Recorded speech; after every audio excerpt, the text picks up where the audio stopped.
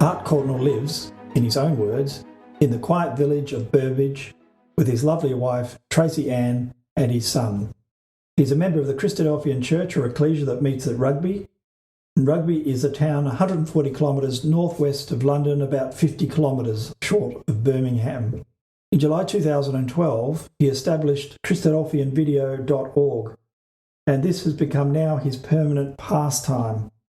Christadelphianvideo.org reaches thousands of viewers and listeners from many denominations and continues to increase its exposure on various media platforms.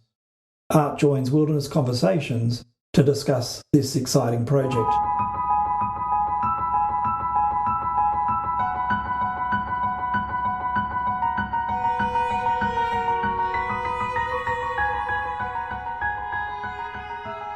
Art, thanks very much for joining Wilderness Conversations. Lovely to be here, Stephen. Thank you for inviting me. We're going to be talking about Christadelphian video, obviously, but before we do, I'd love to find a little bit about yourself. Tell us about where you grew up and how you found the gospel message. Okay, so I was born in Coventry, which is more or less the centre of the United Kingdom. And I grew up not in a Christadelphian family. We had Christadelphian connections, which will become apparent in a couple of minutes, but no, very much a worldly upbringing. My dad left home when I was 3, so I effectively was raised in a broken home. My mum looked after me up until I was about 7 or 8, and then she met a new man in her life and then got married. That was difficult for me because obviously I'd lost one father figure that I didn't really know and I couldn't remember, to be honest. But to have at the age of about 8, to have another man come into my life and take that parental role, I found really difficult. I'm not saying it was his fault. I'm not saying it was my fault. It was just a difficult situation for me. And I really struggled with it. So I kind of rebelled against it, if you like. I probably wasn't the best child to have around at that time. Probably caused problems that didn't need to be caused. It was just a difficult time, and that, you hear about these things from people from broken homes and how it can affect you in later life.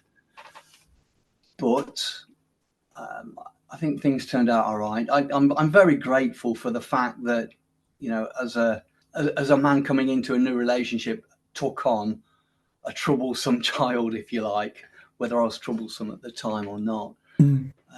Was it just you? Yeah, it was for a long time. And then my stepsister came along. No, half-sister, sorry, from their relationship.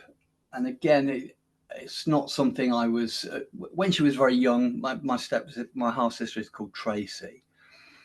And I think I found it difficult. Certainly as she got older and I got older, and there was a point in our relationship where I found out that she didn't know I was her half-brother, because my mum and stepdad had never told her. And that came as a bit of a shock to both of us. The fact that I didn't know that she hadn't been told, and the fact that she didn't know at all. So I think it upset her more. And I think that kind of put a bit of a barrier up between us. So there were difficult times growing up, but I do remember them fondly for lots of things. For instance, when I was very young, I must have been about 5 or 6. No, actually, let me go back a bit further, because the connection with Christadelphians was always there. It's quite interesting as you look back in retrospect. My grandparents, I think it was my grandmother, came over from Germany in the war, and she married my granddad, who was a Stonel.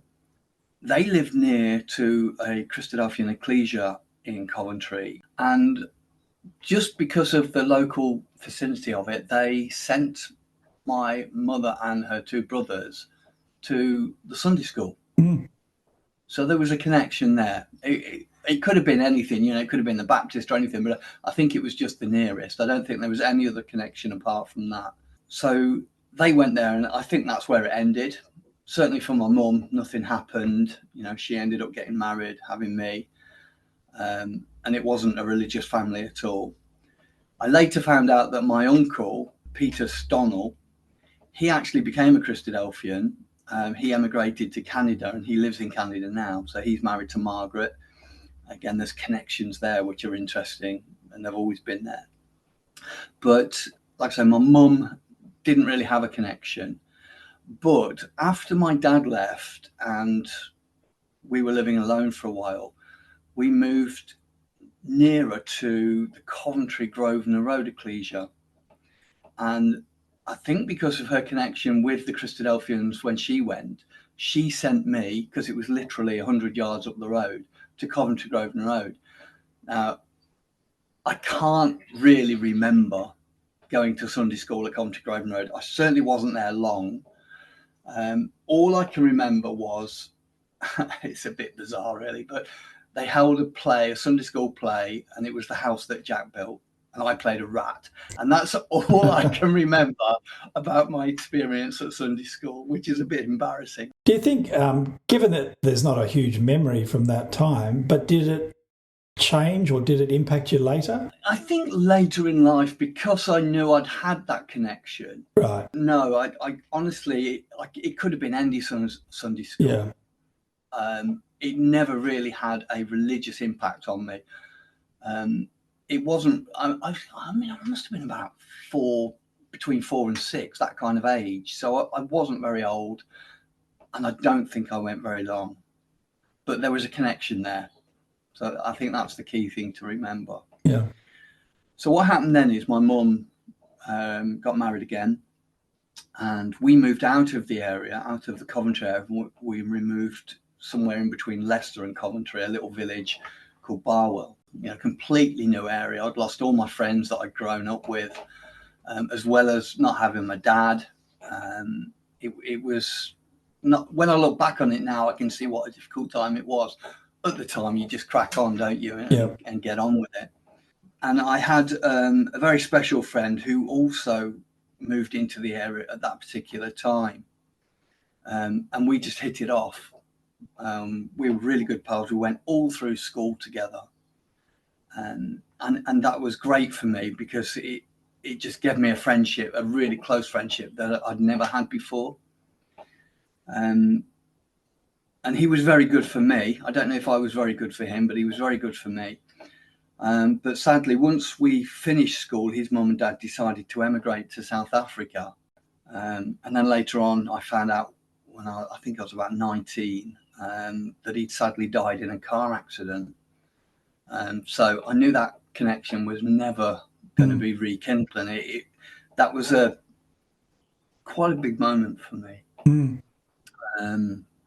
Because it was the first time I'd really experienced death of somebody that I was really close to. And it really affected me, and it still does now. I can feel myself welling up now. So that happened, and then that affected me deeply, and it affected how I looked at the world as well, for sure. But before he left for South Africa, we moved 6 or 7 miles back into Hinckley, which is another little satellite village in Leicestershire. And bizarrely, so did his family. They lived in pubs, and they sold their pub in Barwell and also moved to Hinckley, which is where we just moved to. So again, we could remain friends, and we used to then bike to school from that area, and we used to do that together. But the interesting thing was that during that period, somebody from the Nuneaton ecclesia, I know these names mean nothing to you, these local ecclesias, but there's another local ecclesia called Nuneaton ecclesia, which was very big at the time. I didn't know anything about it. My mum didn't know anything about it, but they had a special effort. And that special effort involved asking other ecclesias to get involved and come and help them do some billing, which they did. And it was, I don't believe in chance at all. I think it was fate that a particular brother from Coventry Grove and their own ecclesia that my mum had known through sending me to that Sunday school was one of the volunteers that came to help Nuneaton. Right. He came and knocked on our door. Mm. But by chance, you don't like the word chance? Providence, yeah. But he didn't know you were there. He just happened to be at your door. Yeah. That's crazy. It is. And it was just one of the brethren that my mum had known. So they got talking. And as a result of that, my mum started to, well, she certainly attended that event. And then she started going to other events. Oh, I really ought to go back a little bit further, actually, because my mum's job, she worked for a Christadelphian as a hairdresser, which was another connection. So when I look back, I can see all these connections, and it's almost like God is saying, there's an opportunity, there's another one, there's another one. And all these opportunities just kept popping up. Finally, my mum took this opportunity and she went and she studied and she did get baptized. My stepdad was a little bit behind, but eventually he did as well. He supported her, went to the meeting. So how old were you at this point? I must have been about 15, 16 right. at that time. So just coming to the end of school, having to deal with my best mate leaving. I was all over the place. I was a wreck. I was very wayward. Again, I wasn't a pleasant child at all at home. You've got to remember as well, it was the mid-80s, early 80s to mid-80s. Lots of stuff going over here in the UK. There was all kinds of new romantics, all this kind of stuff. And I was attracted to that. Whether it was because of where I was in myself as a person, in fact, I'd lost my best friend. I don't know. But I literally just dropped myself straight into that environment. I started going to nightclubs. In fact, I ended up getting a job in a nightclub. I was a fairly good dancer at the time, so I got a job dancing in the nightclub to try and get people to come on the dance floor, that kind of thing. They always had people like that. Yeah. And that's where I met my future wife. On the dance floor? Yeah, literally on the dance floor. I wouldn't recommend that's the best place to meet your future Christadelphian wife, but that's what happened to me. I mean, my path has been absolutely bonkers. But, looking back with Providence, I can see how everything has just slotted into place. So she and I had started a relationship. Again, I was all over the place, and she kind of calmed me down a bit, to be honest. I wouldn't say I was into drugs and all that kind of stuff. I always knew drugs was a bad thing. I never got into drugs, and I never got into drink as well. So in that sense, I was always level-headed. It's just that I was keeping in the wrong company. And then one day, my mum said to me, the church, the ecclesia that I'm going to, have a youth group. They have a youth group on a Friday. You ought to go. It'd be really interesting for you. Meet some new people. And because I was not interested. But for whatever reason, and I honestly can't remember, I did go. And I went on a couple of occasions on my own. And then I got one of my new friends to come with me, again, who was very worldly. And we started going on a regular basis. There was two particular brethren there that headed the CYC. And they were a massive influence on me. Right. So one of them, his name was Brian. I'm sure he wouldn't mind me mentioning that. He used to, in the winter time, and when it was getting really dark and cold and windy and everything, he would drop my bike in the back of his car and he'd bring me home in his Ford Capri. But outside my house, we'd have these really long conversations about what we'd been talking about, and the truth and life and all kind of things like that. And when I think back, the impact that had on me was absolutely amazing. Just having somebody to talk to, like I used to have with my best friend, about things life and all that kind of stuff. And like I said, I was in a very dark place, and it really, really helped me having somebody to talk to on a one-to-one basis about the truth like that. I do remember with my best friend at school, we used to bike home after we'd both moved to Hinckley, and we had to cycle to school and back. I do remember there was a bench on this long stretch of road, and halfway through the journey, because it must have been about a 6 or 7 mile bike trip. I'm talking push bikes here as well, not motorbikes. And not electric bikes? No, not at all. And we used to stop off, and it would be quite dark because it'd be winter, and we'd be looking up at the sky, and we'd talk about things like that. And I instinctively, I didn't know much about religion because this was before I'd started going to the Christadelphian CYC. But I instinctively knew that there was a God.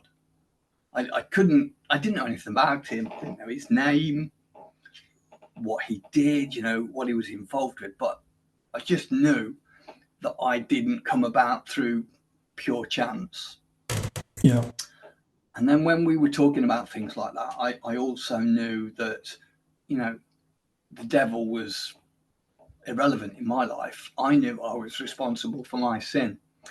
Although I didn't acknowledge it as sin at the time, I knew I was responsible for my life. And things like we talk about things like that, which, again, when I think back to it, how bizarre for a 15, 16-year-old that had never had any upbringing in the truth apart from 1 or 2 Sunday school lessons would be thinking about those kind of things. So there was like a dormant interest. Yeah. It was almost like it's always been there, but I've never acted on it. It's interesting to me, Brian, because it doesn't seem like he did that much, but just talk to you and show an interest in you was exactly what you needed at the time. Yeah, and pick up on those conversations that I'd have with my friend. It's almost, he didn't replace my friend, he almost fulfilled it. And I don't know, I can feel myself getting welled up again now. I don't know why my best friend was taken away. I do now, because I understand that he may have been a bad influence on me. I don't know. But I do find it incredibly difficult to talk about. But it all happened for a reason. I firmly believe that. And so, yeah, I started to go CYC. And then there was one occasion where both of them, the CYC leaders, said, if you want to come to on a Sunday evening, if you're not doing anything, come along and, see what, because we used to have scripture at CYC, as you know. And he says, we develop that a little bit more and you might find it interesting. So again, I don't know why I did, because I was in the wrong place really, but I made the decision and I did go. And of course I was out to shock. So I was wearing all the wrong clothes and everything. But I distinctly remember sitting on the back row, as most visitors tend to do when they go to a Christadelphian hall for the first time. And I knew that this particular presenter was speaking to me. He wasn't speaking to the other people in the room.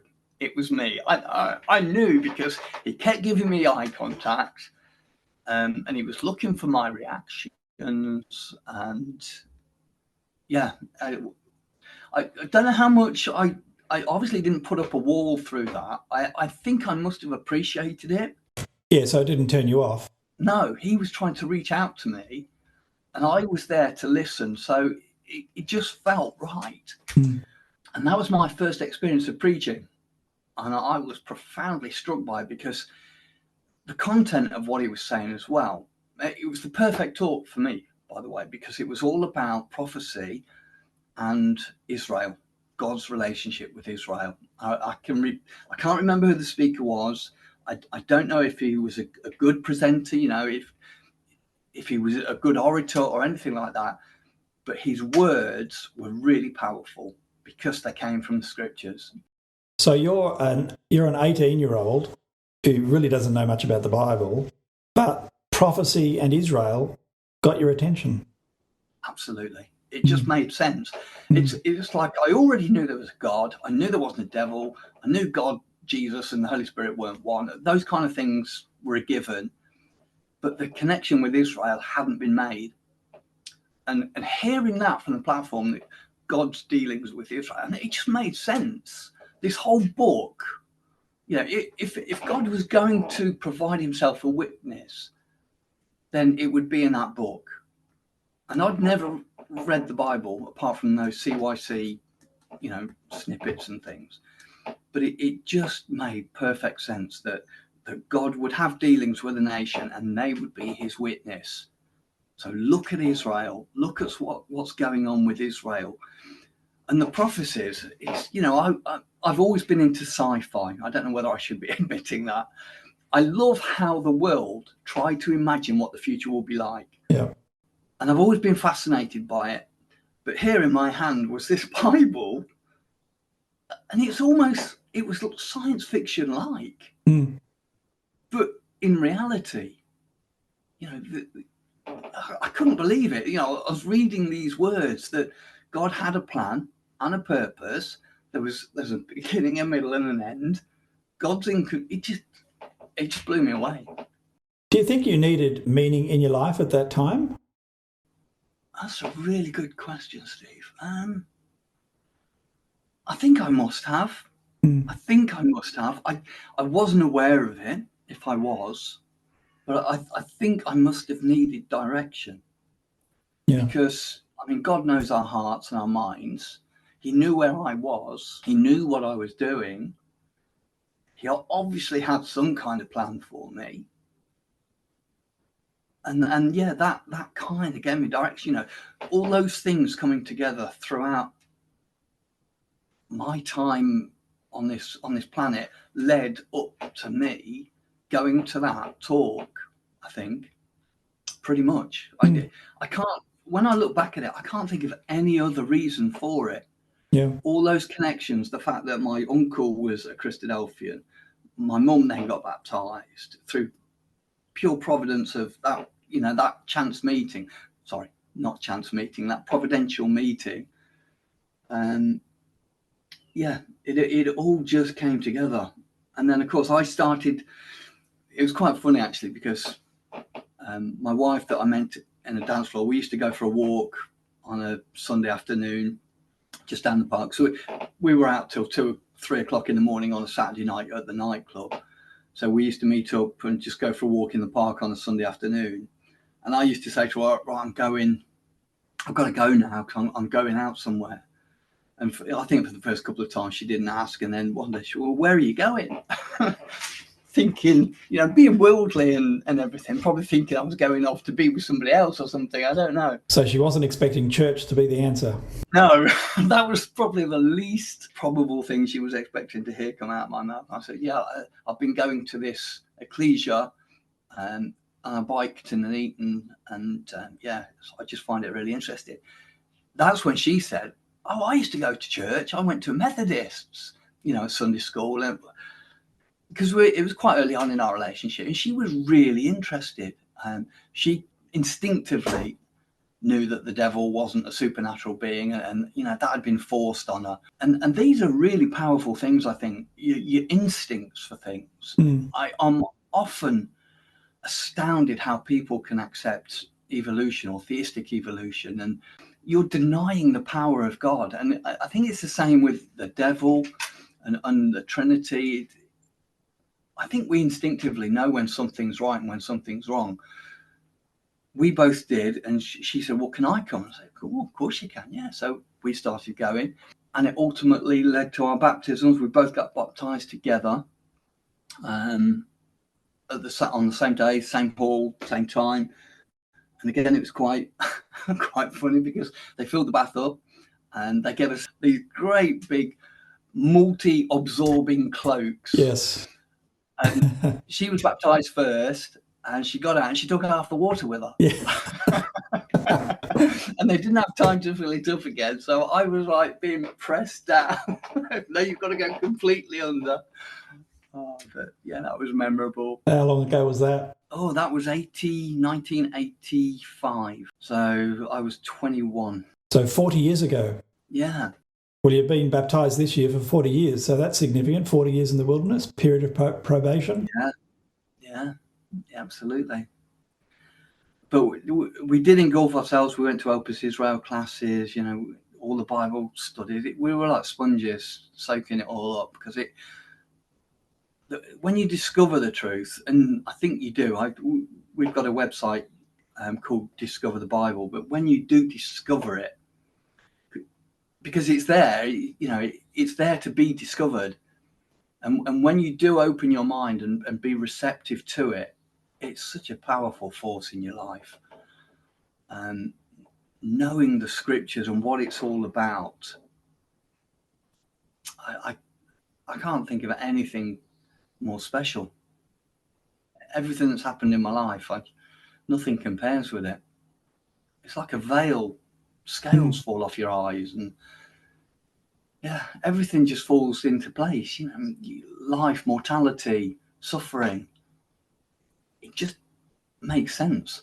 Well, it's extraordinary that these two young people, two dancers, both heard the call of the gospel. It's amazing.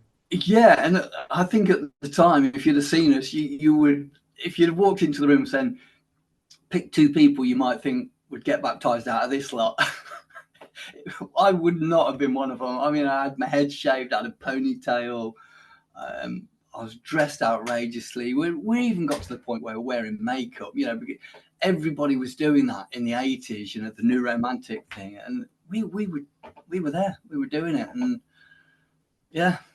And the really interesting thing for me is quite early on, I realised I'd got to cut off that part of my life. Once I'd made the decision, all the friends that I got, and really the only friends I had got were the ones that were at the nightclub. I had to cut them off. And I thought at the time that was going to be really, really difficult because I was so passionate about dancing. And then things kind of, again, God intervened, if you like, because unbeknown to me, I was born with a hip condition. And it didn't really manifest itself until I was fairly old, so around about 28, 30. So it wasn't brought on by the dancing? That probably exacerbated it. But I was perfectly fine up until I was about 28, 30, something like that. And then I just started to collapse. And it was almost like saying, God was saying, you're struggling to give up this dancing part of your life. I'll sort it out. I'll sort it out for you. I'm thinking of Jacob. Yeah. And it's again, it's at the time you're wondering why, what have we done? It's only in, you know, when you look back, you can see God's hand in your life. So it focused your mind on the truth that you got married, started a family. Had two children, Alicia and Asa. The funny thing with me, Steve, is that whenever I do something, I tend to be overboard. Full on. Yeah, full on. I don't know what the Australianism is for that, but yeah, full on sounds about right. And all in. No matter what I do, that's it. That's me. So, you know, when it was dancing, it was dancing. That was my life. When it was work, whatever job I had, it was that. And I almost think as well, this hip thing that happened to me really focused me because I couldn't do half the things I had to do. I basically retired when I was 35 because I kept having really bad falls. And I had lots of MRI scans and things like that. And the doctor said, look, it's not going to happen. You're just going to have to retire. Fortunately, again, I had a permanent health insurance out. And that basically provided my income up until I was 60. So I wasn't in a position where we were going to financially struggle. So you've retired because of a disability. And then what did you set your mind to? And how did we get to Christadelphian Video? So I was at home, and then for about 10 years I was under my wife's feet, really at a loss with what to do with myself, having all this free time, more or less housebound, because I was fairly restricted on what I could do. But the good thing was, I got to be with the children as they were growing up. So for a number of years, I was playing about. I did some eBay things. I used to go to auction houses and do things like that. But then around about 2012, I noticed on YouTube there was Christadelphian videos being uploaded, even quite early on after YouTube had started. And it just got me thinking that, because I'd been so struck by preaching when I was younger and the impact of preaching, straight away it dawned on me how powerful that could be. I was wondering whether your background had an impact on what you then chose to do. Yeah, preaching, when you're so passionately affected by it, you can always go back to that phrase, can't you? I was blind, now I see. And for me, it is that. It's literally the scales being removed from your eyes. And I thought, well, if that's happened to me in the way it did, then that is going to happen to other people as well, if they are called. And it just got me thinking that, if Christadelphians could start producing material in a preaching format, rather, because the material that I was seeing online was things like Bible schools and things like that, probably the material you wouldn't expect to be found online, particularly quite early on in YouTube anyway. But that's the material that was going on. So I got hold of a camera and a microphone, and I got permission from our ecclesia at Rugby to start videoing the speakers. And I thought, well, I'll start a YouTube channel and, we'll see how it goes. And I started doing that. And quite quickly, it became apparent that plenty of people were watching the material. And then it occurred to me that Christadelphian teaching, not necessarily preaching, but Christadelphian teachings about the Bible were quite unique. There's nobody else really like the Christadelphians that study the way we study. We study to prove, just like the Bereans. And I think that is unique. I think it's something that certainly at that time, there wasn't a lot of on YouTube at all. So people were hearing Christadelphian Bible studies. It was mainly Bible studies at first. And I started uploading them from Rugby mainly at first. And then I spoke to other ecclesias, because obviously if you're going to work with ecclesias, you need to get their permission to upload the material, because effectively I was just downloading it from their channel to put it on our channel. Now we've got so many collaborators that send us material and allow us to use their material.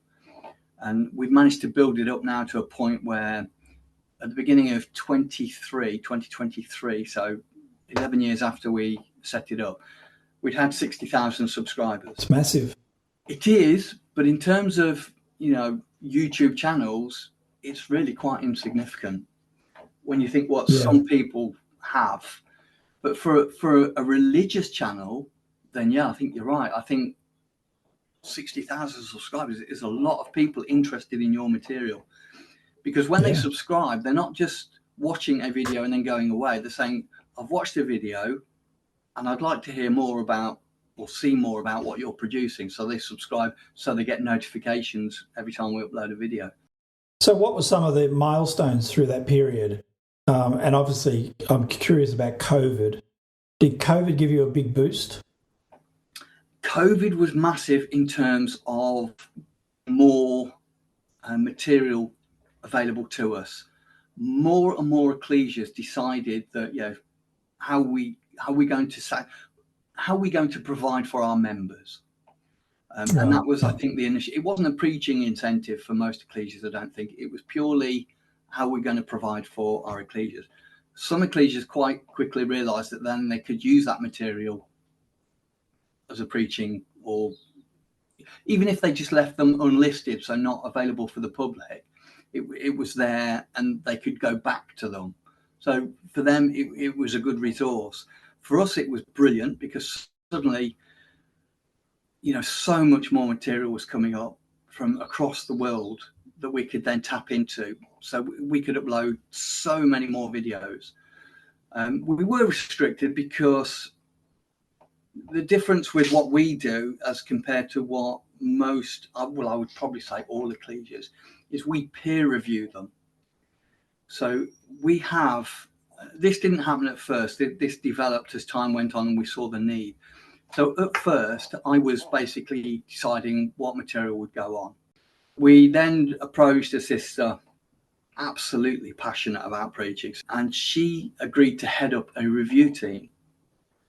So we set up a steering team, and we got a few people on board to help us with direction, you know, the decisions that needed to be made as we were getting bigger and bigger and as we were growing. So we did that. So all the videos that we take offline, we edit, we put our branding on. So I think branding is very important. We've also purchased a trademark. We had some issues quite early on where some of the material that we were uploading was being re-downloaded and then re-uploaded to another channel that was nothing to do with us. And we took the responsibility, or we took the opinion that we had the responsibility to the ecclesia and to the presenter to protect that material. If we were going to put it on our network, we needed to provide that assurance. So we did. We purchased a trademark, and that trademark is christadelphianvideo.org. So that's why that appears on all the videos. If anybody does take and re-upload that material and puts it on a place where we don't think it should be, we can have it removed quite instantly, and it does work because we've used it a number of times. All the material then is sent to the review team. They peer review it. The review aspect of what we do, I think, is probably the most important. What I do in the editing and the downloading and the contacting ecclesia to get permission, that for me, that's just something that has to be done. But the review team is the work that they accomplish on behalf of Christadelphian Video is essential. Yeah, well, we're representing Christadelphians online. We've got the largest depository of video material. So we've got something like 17,000 public videos over that time period. And most of those have been reviewed by the peer review team. And you will get things that have said throwaway lines that, again, that people just feel comfortable saying to Christadelphians when there's nobody else in the room. So just talk to me the type. So it's a mixture of contents. You've got sort of biblical studies, which are probably primarily for Christadelphians. I mean, there's probably others that are interested in the content, but it's exposition. But then you've got a lot of prophecy and preaching as well. So how do you manage that content and that balance? Well, first of all, Steve, Christadelphian Video was never meant to be a Christadelphian resource. It was a preaching exercise. That's what it was. It kind of morphed into a repository for Christadelphians as well, because more and more Christadelphians were thinking, oh, some great talks, I'll listen to those. But that was never the intention. But that is why the website came about, christadelphianvideo.org, because we had to then have an area where we could put material that wasn't available to the public, but only available to Christadelphians. So just talk to me about that, because I'm not actually aware of that myself, and a lot of people won't be. So I've watched christadelphianvideo.org on YouTube, but there's a website as well. Yeah, so we've got an abbreviated name for it. So it's christadelphianvideo.org or cdvideo.org. Both of those would take you to the website. Now, that website, again, initially started as a preaching website. It was called Bible, Truth and Prophecy. We've since changed the name to Christadelphian Video, only because we bought another domain name called Discover the Bible, which is what we want the preaching name to be. But there's material on there. So the review team have three main criteria. They review for in-house issues. So if there's talks or Bible studies that are dealing with in-house issues, so they don't go on YouTube. The majority of them don't go on YouTube. They're uploaded directly to the website. So they're only accessible on the website, and you have to be a logged in member. So you would have to fill out the form on the homepage, answering some basic questions, your ecclesial recorder, your ecclesia, and a password from the hymn book. But that grants you access then to all the exhortations, all the restricted material, the guide, everything else. It all becomes visible. But as a preaching site, it still remains a preaching site. So from the homepage, people can watch material that's been, given to them in a sense to watch. So we've got okay to publish, in-house, and then restricted. So the restricted are things like, it's okay for Christadelphian to all understand what the speaker's trying to say or trying to present, but it's not really recommended for non-Christadelphians because it might just confuse them, So that they're the three criteria that they work to, and that's been working very well now. I think there's something like I'm not sure of the exact figures, but there's something like 500 subscribers, Christadelphians, which is really low when you think about it. When you think how many Christadelphians there are, I would have thought there would have been more interested in that. I mean, some of the material that's been produced recently is bespoke material, stuff that we've commissioned presenters to present for us directly on a specific subject. But we're trying to feed both now. So we're trying to feed the Christadelphian community with material that is good for them, as well as the preaching material. I select that material really just from experience now. If a video comes online, I think we've got loads of talks on that. Originally, I would have said, it doesn't matter, we download it and we'll edit it and re-upload it. Because I've never felt that I have got the right to say, that's not a good talk. That's not going to influence anybody. Just because I didn't find it interesting. Because I know that what will interest one person will be completely different to another. Yeah. And I know that from the baptisms we've had. On the website, there's an area where you can look at the testimonies of now Christadelphians that weren't Christadelphians, that became Christadelphians through watching our material. And all of them, none of them were convinced through the preaching material. It was all the Bible study material, the in-depth material that we call it deep dive. So the deep dive material, because they had a degree of knowledge. We've got an ex-Seventh-day Adventist, a Jehovah's Witness, Catholic, Methodist, and they're all different. They all had problems with their own church, and they weren't happy with what they were being told. They did Google searches. They randomly came, well, of course it's not randomly, they providentially came across a video from a link from somewhere. They watched the material and started watching more and more material. One sister that got baptized in America, she told me that she watched one video. Sadly, she lost her son, and she was a Jehovah's Witness. And she wasn't a practicing Jehovah's Witness, but she grew up in that faith. And I think she was a little bit disillusioned with what they were saying to her. And she was praying very hard. And she was introduced to a video from Christadelphian Video. She watched it, and then she said she was blown away, and she watched every video we uploaded for a space of about a year. And I don't know what that first video was. It might be on the testimony that she wrote for us, but it was that video that kicked it all off for her. And it was the same for all of the ones that have come in from the outside. It's interesting that you say it's the good content. It's not the light fluffy pieces. It's the detail that people are after. Yeah, and then an appreciation for Bible study. Searching the scriptures like the Bereans is key.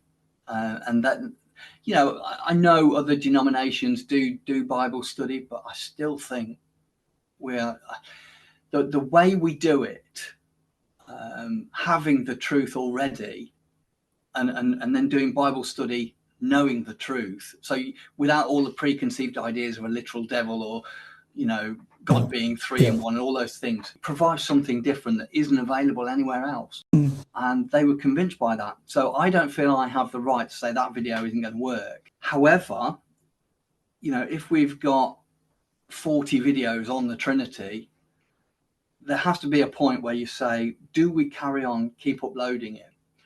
So the decision that I come to now is I gear more towards the presentation style. But wouldn't you upload it because it's then because is it true to say that most people watch new content rather than dig into the archives? Yeah, they do. I didn't mention this at the beginning, but when we were talking about the 60,000 subscribers at the beginning of January 23, we're now on 195 in the space of a year and a bit. 195,000. Yes. So after October the 7th kicked off, it went mad. So tell me about that. Why do you think that? Because we had an interest in Israel, and you had a lot of content on Israel, maybe. Yeah, I think we've got 17,000 videos, and a lot of those videos are all about Israel and their relationship to God, and Israel and their relationship to the land around about them.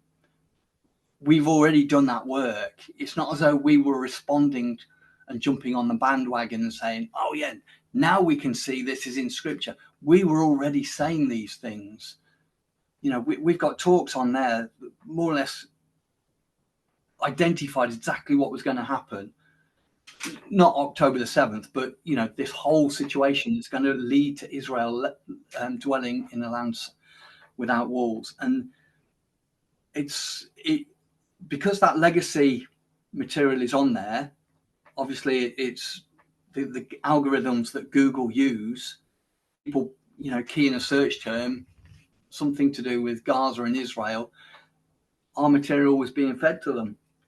And obviously I don't believe that. I believe the angels point the material to whoever needs to hear it, or whoever is praying to have increased knowledge on that particular subject. So that's what I believe. I don't believe it's just down to Google's algorithms or anybody else's. I really believe that the angels are directing all this. But as a result of October the 7th, we had something like 130,000 new subscribers in the space of a year, which it's amazing. And it blew me away, and the team as well. It's when I first set this up, I kind of had at the back of my mind, if one person was saved through what we're doing, then that's job done. Right. We've surpassed that now. It's clear to me that we're providing a service, and for me that's what the truth is about, serving one another as best we can. We're providing a service that how best do I say this? I just believe that having this opportunity and working with other Christadelphians to produce this material, making it better and better, is contributing to more and more people coming to a knowledge of the truth. I firmly believe that. Whether it's going to be today, tomorrow, or 6 months down the line, somebody is going to watch our material and say, and they do frequently on the comments, they'll say, wow, I never heard anything like this before. Who are the Christadelphians? Are you new? You only sprung up last week or something. And, and to be able to then communicate with these people online.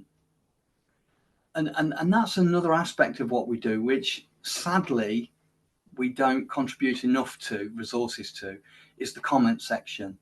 Can you outline the various touch points where people can go and get content? So we've talked about YouTube. Yeah. You've mentioned the website. Yeah. Are they the two main ones? Are there others? They're the main ones, but I can send you some links to send out. Steve, yeah, I can put them on the detail, yeah. And also you mentioned Discover the Bible website? Yeah, that's in development. We've got the domain name, and I think it's a really good domain name because that's, I feel very passionate that you discover the truth. It's presented to you and then you discover it. But yeah, we've got Twitter accounts, we've got Facebook pages, Facebook groups. Instagram, TikTok, podcasts. We've got our own podcast. We've had over 2 million plays on our podcast. So that's another avenue, because I appreciate, as you do, running this podcast, that people like to listen as they're out and about. They haven't always got the data to be able to watch videos. So to be able to listen while they're out jogging, walking the dog, that is a great resource. And yeah, we've got a couple of podcasts now, and with them all together, yeah, over 2 million plays, and that's growing daily now. Our Spotify audience is getting larger every day as well. It's an extraordinary result, what you've got so far. How do you look to the future? What have you got any plans, and where do you think this will go? Yeah, so I mentioned earlier, but the bespoke material, I think, is the way to go, because we can address the YouTube questions directly. So there's two things we're trying to develop at the moment. One is called You Asked, or You Asked the Question. And we're taking audiences' questions that they've asked on videos and inviting presenters to then give a short response. Right. And that will go onto the public channel. Yeah. And then also we can link that then to a longer video or written material, all available from the site, because the Christadelphian video site isn't just videos. There's material on there. There's pamphlets on there, downloadable pamphlets. Most of the material that we get from speakers, they usually send us PDF as well, like a worksheet. So we're uploading those to the website as well on the same page. Are you worried about YouTube? Are you worried about the future of YouTube, and whether the Christadelphians and our message will ever be censored, or we ever lose our ability to preach publicly?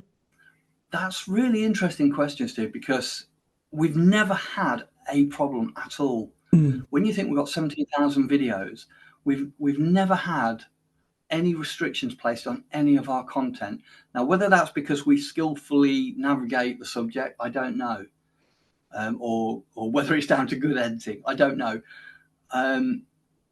It could happen, I suppose. Google owns YouTube, so if Google decides that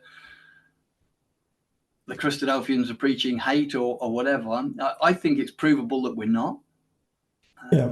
So I personally don't have any concerns. I think everything that we've got on there is defendable.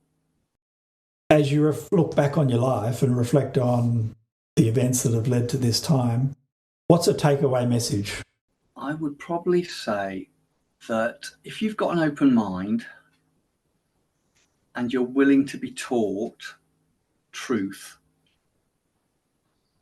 it's a bit of a cliche, the truth is out there, but it's true. I mean, the Bible is truth, and if you're open to it rather than having preconceived ideas, it becomes so clear. And if God has got a plan for Israel, he's also, and that plan is extended to you, how could you not want to be part of that? God has given me personally so much to be grateful for, when I could have ended up. But if God has called you, there's work to be done. And I would just encourage everybody to find that work, that outlet for your truth, your personal preaching. In effect, this is my personal preaching, but it's expounded to, I think we've probably got 60 or 70 people involved in Christadelphian video now, as well as all the ecclesias and all the presenters. Thanks very much for joining Wilderness Conversations. It's been an absolute joy and pleasure, Steve.